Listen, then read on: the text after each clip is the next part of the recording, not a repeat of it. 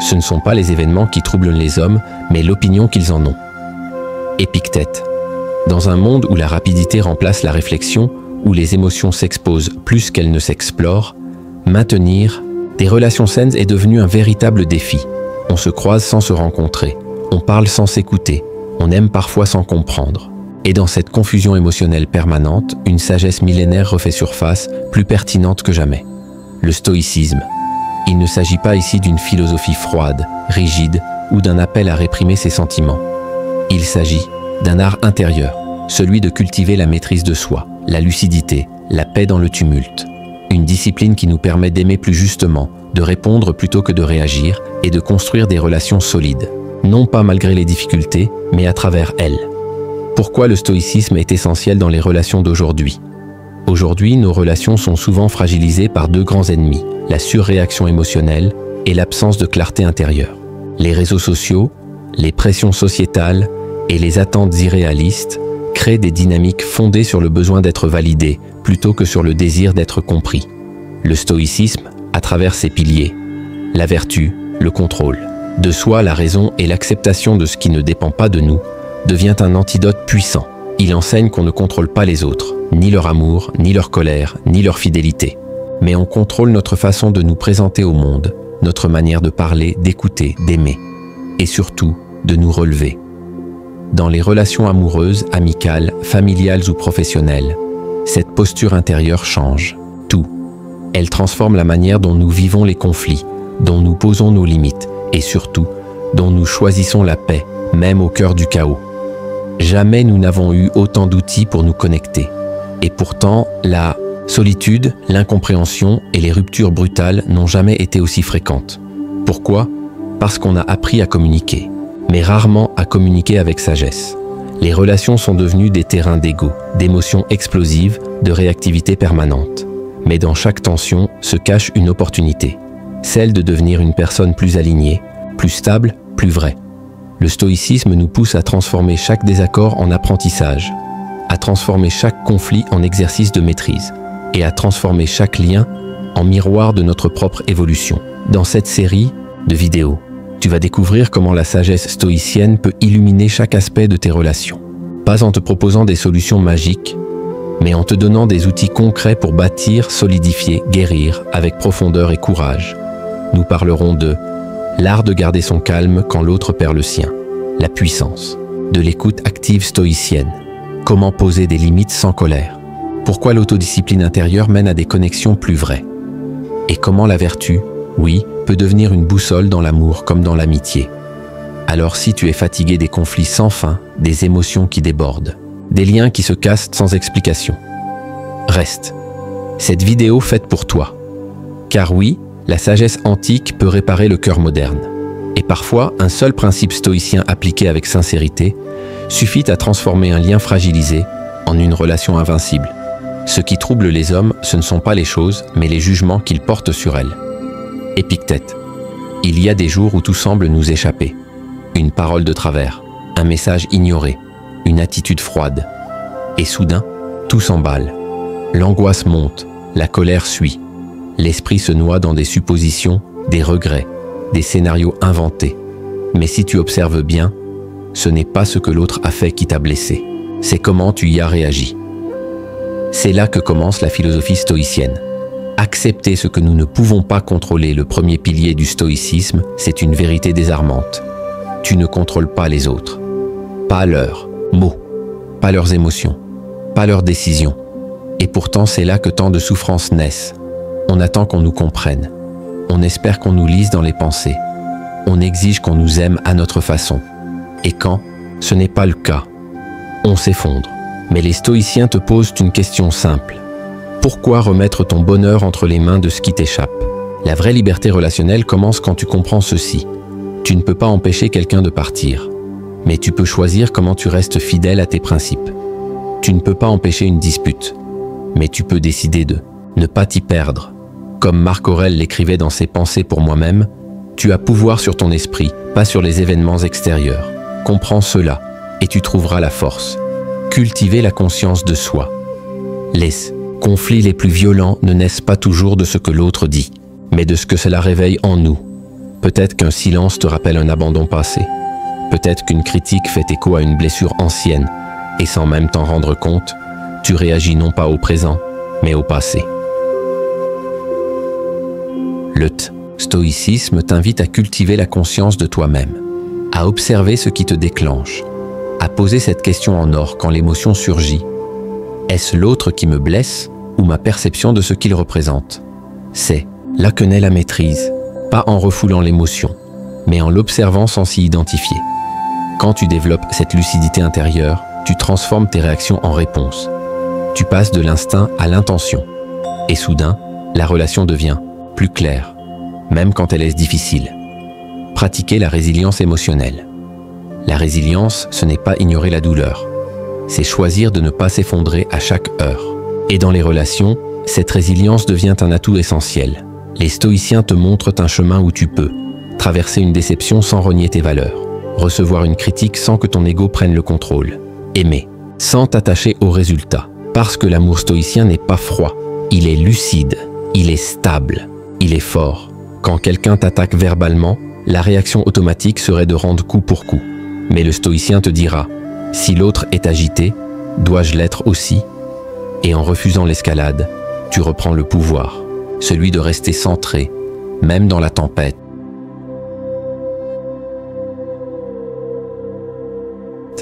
Celui de protéger la relation, même dans le désaccord.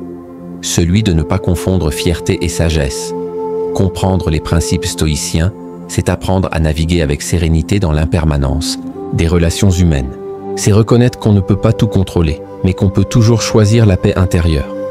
Et cette paix, paradoxalement, est ce qui rassure l'autre, ce qui stabilise le lien, ce qui construit la confiance. À toi, maintenant, observe aujourd'hui une situation relationnelle tendue que tu vis. Pose-toi cette question simple. Qu'est-ce que je peux contrôler ici? Tu y verras plus clair. Et ce sera peut-être le premier pas vers une relation plus forte et une version plus calme de toi-même. Le stoïcisme en action, gérez efficacement les conflits. Soyez tolérant avec les autres et strict avec vous-même. Marc Aurèle, les conflits ne sont pas le problème. C'est la manière dont on y entre et surtout comment on en sort qui fait toute la différence. Et dans ce tumulte émotionnel où les mots blessent, où les regards deviennent des armes, le stoïcisme nous tend une main, pas pour fuir la confrontation, mais pour la transformer en pont plutôt qu'en mur. Communiquer avec empathie et compréhension. L'écoute active, l'arme invisible du stoïcien, la plupart du temps, nous écoutons pour répondre, pas pour comprendre. Et cela change tout. Un stoïcien, face à un reproche ou une tension, ne se précipite pas dans la défense. Il observe d'abord l'intention derrière les mots, pas juste les mots eux-mêmes. Pourquoi l'autre est-il en colère? Que cherche-t-il vraiment à dire sous sa frustration? Peut-être cherche-t-il à être rassuré, reconnu, entendu. Et si tu peux l'entendre sans te sentir menacé, tu apaises l'orage avant qu'il ne gronde. La communication non défensive, c'est cela. Répondre avec calme. Nommer les émotions plutôt que les accusations. Distinguer la vérité de l'attaque. Exemple, plutôt que dire « tu ne m'écoutes jamais », tu peux répondre « je vois que tu as besoin de sentir que je suis présent. Dis-m'en plus ». Ce simple changement de posture désarme la violence et montre une maîtrise de soi qui devient un exemple. Les valeurs partagées, la boussole. Commune même dans un désaccord profond, il existe toujours un espace commun, un désir d'être compris, une volonté d'avancer. Des valeurs sous-jacentes, respect, amour, justice, sécurité. Le stoïcien dans un conflit ne cherche pas à gagner. Il cherche à comprendre ce que l'autre protège. Dans une dispute entre partenaires, par exemple, il ne s'agit souvent pas de la vaisselle, mais d'un besoin de reconnaissance non comblé. Pas d'un retard, mais d'un sentiment d'abandon. Quand tu dépasses le superficiel, tu arrives à l'universel. Et là, le conflit cesse d'être une guerre d'ego, pour devenir un dialogue de vérité. Comme le disait Épictète, il vaut mieux changer ses désirs que l'ordre du monde. Et parfois, ce changement commence par désirer comprendre l'autre avant de vouloir qu'il change. La collaboration plutôt que le compromis. La différence? Le compromis, c'est céder à contre-cœur. La collaboration, c'est construire ensemble. Le stoïcisme t'enseigne que ce n'est pas une faiblesse d'adapter ta position, si cela mène à une solution juste et vertueuse pour les deux. Tu peux dire non fermement, sans mépris. Tu peux proposer un peut-être sans abandonner tes valeurs. Tu peux poser des limites claires, tout en restant ouvert à l'échange.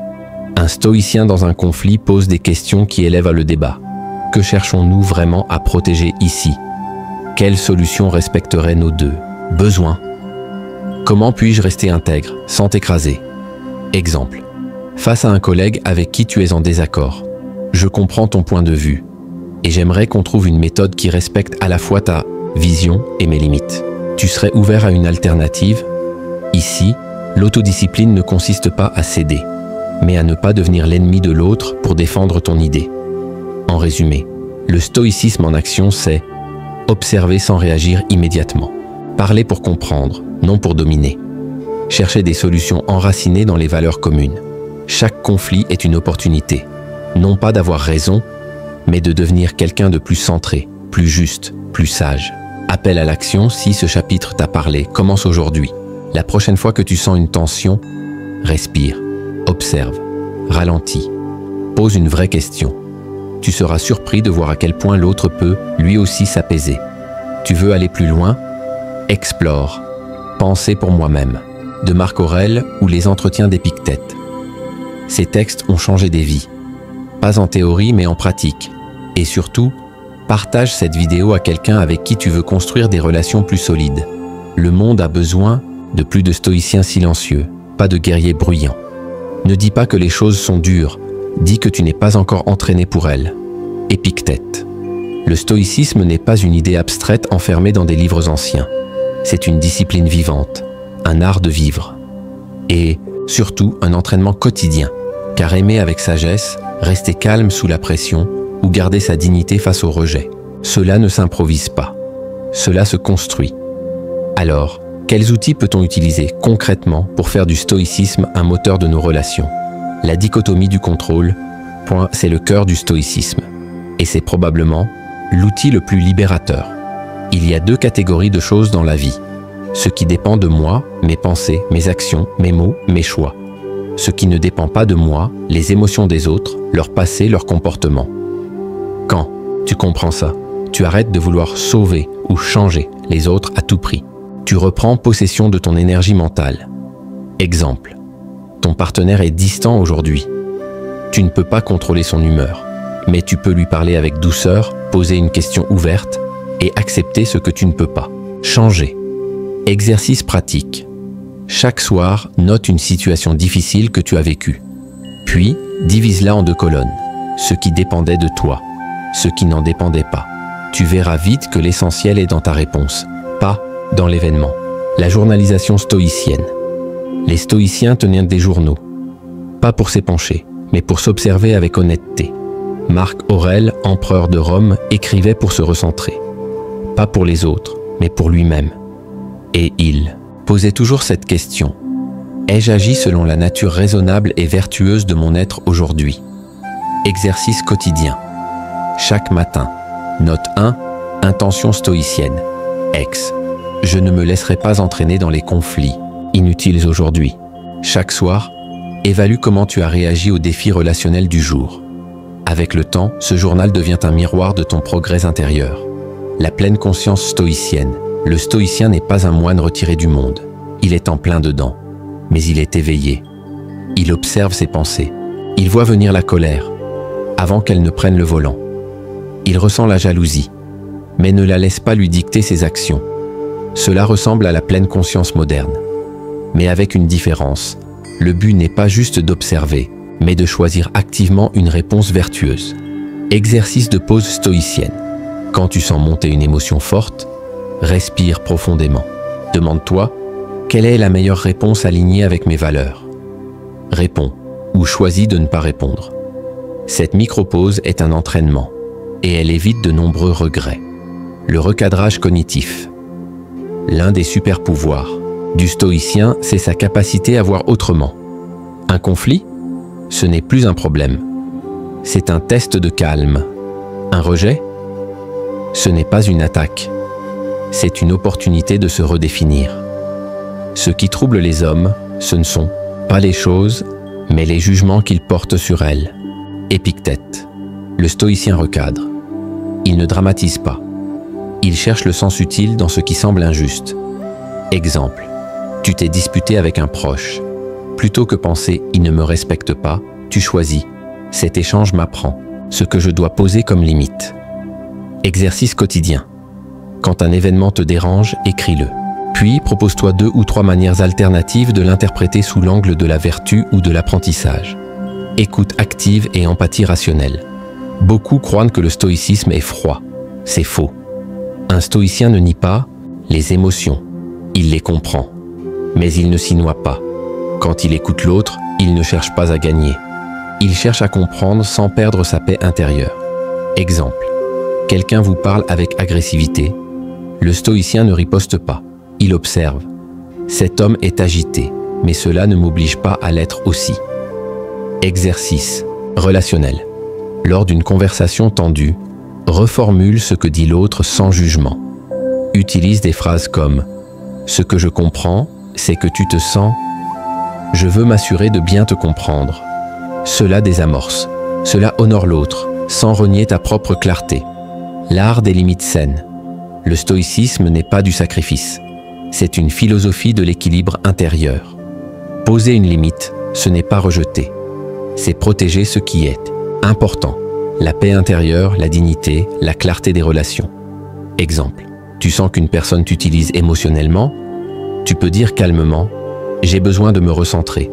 Je suis là quand tu veux échanger avec. Respecte. » Exercice de limite stoïcienne. Identifie une situation où tu dis souvent « oui » alors que tu penses « non ».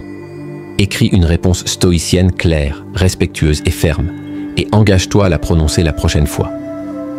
Les outils stoïciens pour les relations sont simples, mais puissants. Le dichotomie du contrôle. Le journalisation, la pleine conscience avec intention. Le recadrage cognitif.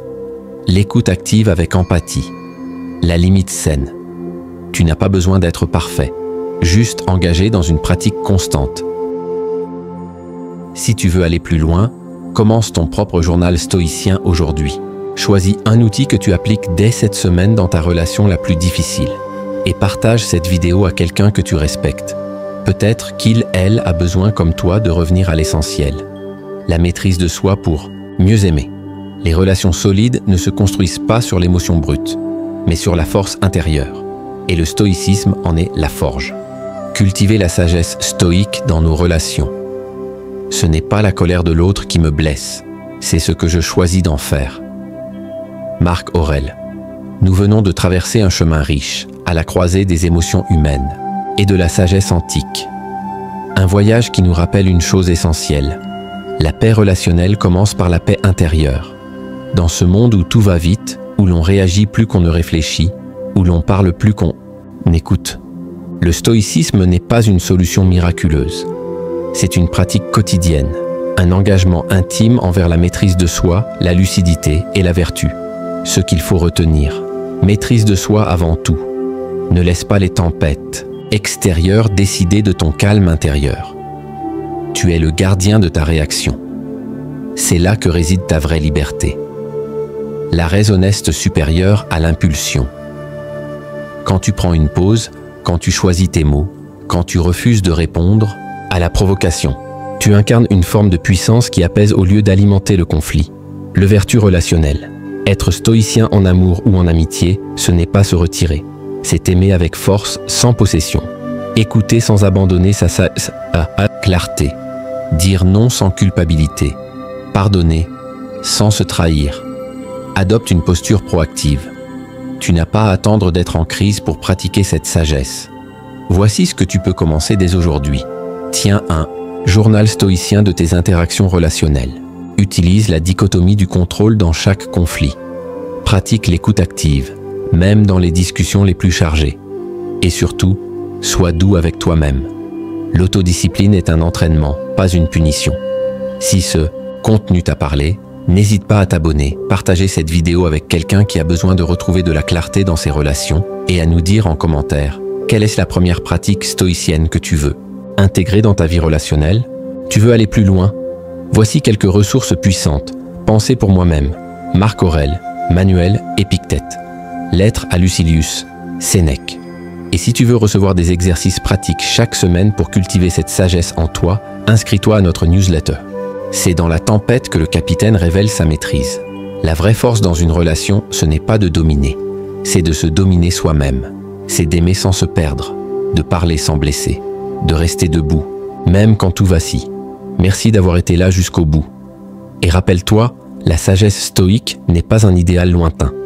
C'est une voie humble et solide pour construire des liens plus profonds, plus vrais et plus durables. Très vite sur cette route intérieure.